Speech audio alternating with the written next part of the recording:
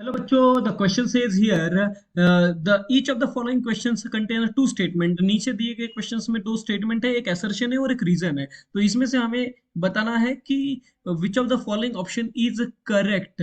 तो assertion option A में पूछ रहा है, assertion is correct, reason is also correct, reason is correct explanation of assertion. मतलब दोनों भी correct है first option में. Second option में assertion करेक्ट है, रीजन करेक्ट है, बट रीजन जो है वो करेक्ट एक्सप्लेनेशन नहीं है असर्शन का. Third option assertion correct, reason incorrect. D, that is fourth option, assertion incorrect, reason correct. तो यहाँ पे हम ट्राई करते हैं कि we are going to start with assertion and reason को. सबसे पहले असर्शन को पढ़ेंगे. That is the basic difference between the various type of the electromagnetic wave lies in their wavelength और फ्रीक्वेंसीज.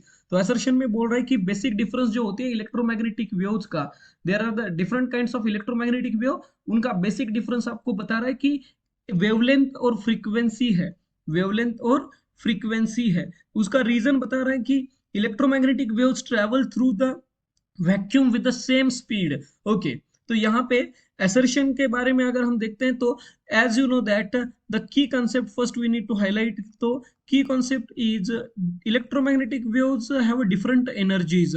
तो all electromagnetic waves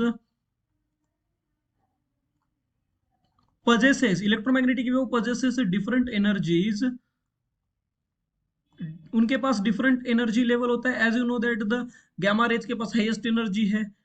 so this is because of उनके पास different different frequencies है, because they have a different frequencies. तो उनके पास frequencies different है, it means wavelength भी डिफरेंट है.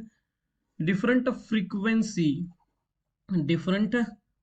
फ्रीक्वेंसी. सो द असर्शन तो करेक्ट है बिकॉज सारे इलेक्ट्रोमैग्नेटिक वेव्स का एनर्जी लेवल डिफरेंट है because of the frequency and wavelength.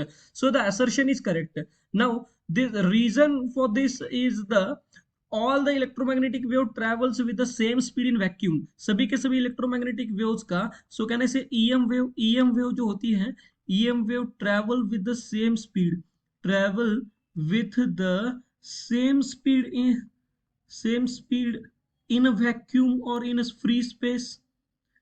That is the speed given is 3 into 10 raised to 8 metre पर second. सो अगर उनका स्पीड हर जगह सेम है तो फ्रीक्वेंसी और वेवलेंथ डिफरेंट है हर जगह, in the sense only in the free space में सबका स्पीड सेम है, वैक्यूम में स्पीड सेम है.